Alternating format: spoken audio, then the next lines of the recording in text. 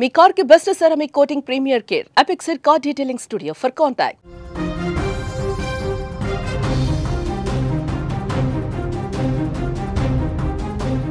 కర్ణాటక రాజధాని బెంగళూరులో ఒక దారుణమైనటువంటి ఘటన జరిగింది.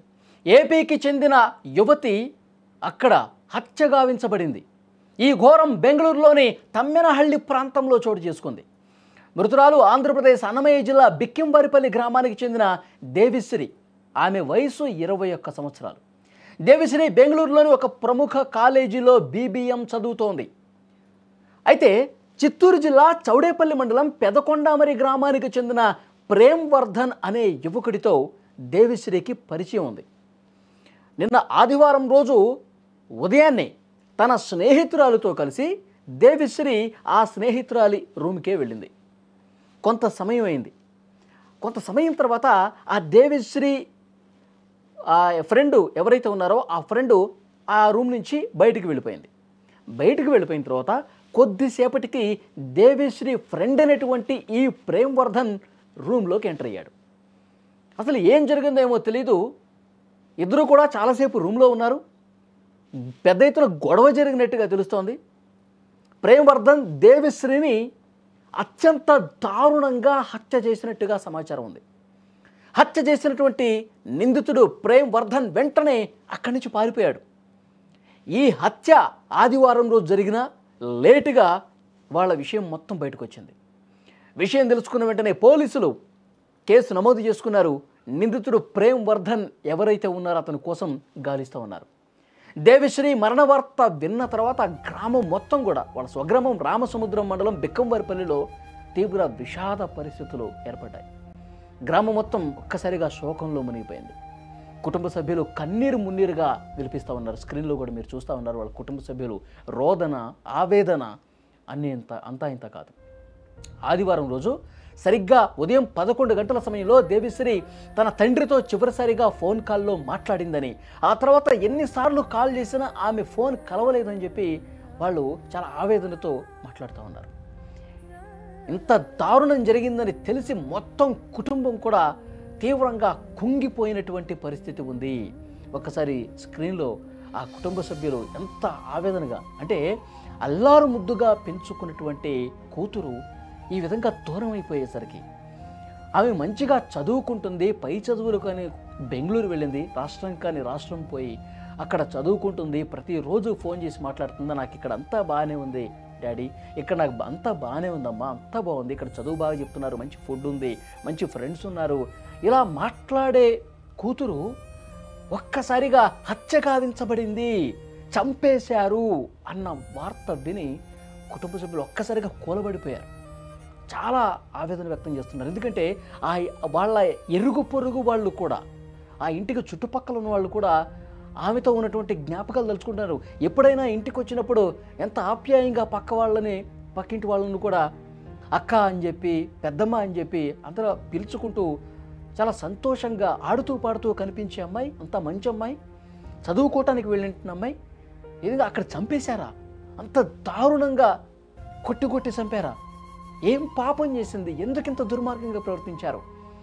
ఒక అమ్మాయి రాష్ట్రం బయట ప్రాంతాలకు వెళ్తే ఈ విధంగా చేస్తారా అని కుటుంబం మొత్తం కూడా రోధిస్తూ ఉన్నారు. చుట్టుపక్కల వాళ్ళు కూడా రోధిస్తూ ఉన్నారు. ఒక్కసారి చూడండి అక్కడ పరిస్థితి.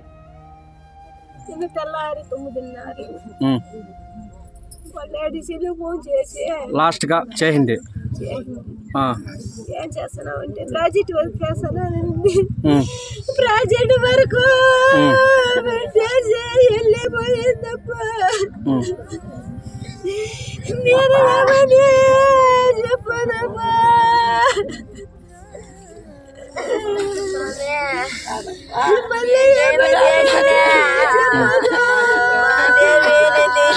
కదా మీరు సాటర్డే నైట్ 10 o'clock వరకు మాట్లాడిందండి మాతో వీడియో కాల్. మా సిస్టర్ ఎప్పుడు కానీ బయటికి వెళ్ళినా, ఎక్కడికి వెళ్ళినా, జ్యూస్కి వెళ్ళినా, ఆఖరికి బేకరీకి వెళ్ళినా కాల్ చేసి చెప్తుంది. అలాంటిది సండే నేను కొంచెం బిజీగా ఉండడం వల్ల ఇంట్లో నేను కాల్ చేయలేకపోయినాను. మా డాడీ కాల్ చేసినారంట 10 o'clock 9:45 ఆ మధ్యలో మాట్లాడినారు. ఏం చేస్తున్నావు అంటే అసెంబ్లీకి వస్తున్నానని చెప్పింది.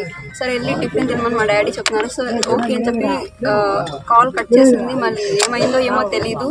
మా డాడీ డాడీ 12:30 నుంచి ట్రై చేసి చేసి చేసి ఇంకా నైట్ మార్నింగ్ ఆఫ్టర్నూన్ 12:30 నుంచి ఈవినింగ్ 4:30 వరకు ట్రై చేస్తాడు.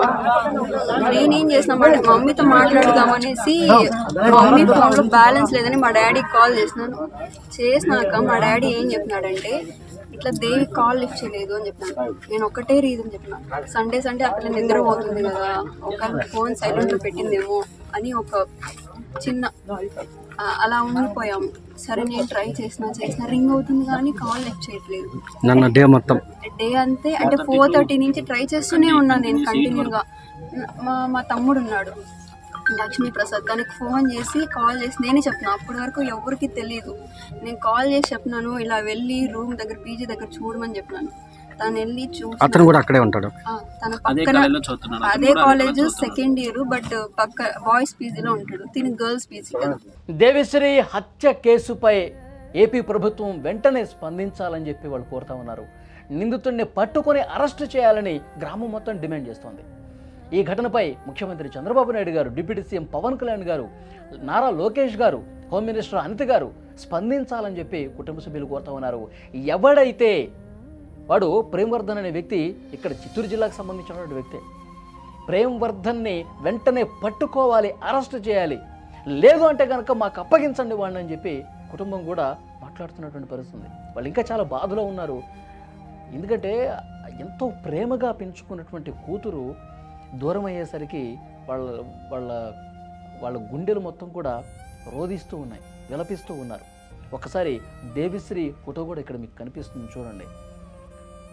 అమ్మాయి ఎంత బాగుందో చూడండి. మంచిగా చదువుకొని, పై చదువులు చదువుకొని, ఏదో మంచి ఉద్యోగం సంపాదించి జీవితంలో ప్రతి ఒక్కరికి ఒక కళ ఉంటుంది. ఆ కళ సాకారం చేసుకోవటం కోసం వాళ్ళు తమ కెరీర్ని మంచిగా మలుచుకోవటం కోసం ప్రయత్నం చేస్తూ ఉంటారు. దానికోసమే వాళ్ళు బెంగళూరు వెళ్ళినా ఇంకొక దగ్గరికి వెళ్ళినా ఉన్న ఊరిని, ఉన్న ప్రాంతాన్ని వదిలి ఎందుకు వెళ్తారు? కానీ ఆ కళలను కూడా పూర్తిగా ఛిద్రం చేసే విధంగా కొంతమంది మాయగాళ్ళు తయారైపోయి, దుర్మార్గులు తయారైపోయి, కీచకుల్లాగా వ్యవహరించి ప్రాణాలు తీస్తున్నటువంటి పరిస్థితి ఉంది. వెంటనే ఆ నిందితుడు ఎక్కడున్నా సరే పట్టుకొని కటకటాల వెనక్కి పంపించండి అని చెప్పి కుటుంబ సభ్యులు డిమాండ్ చేస్తూ ఉన్నారు.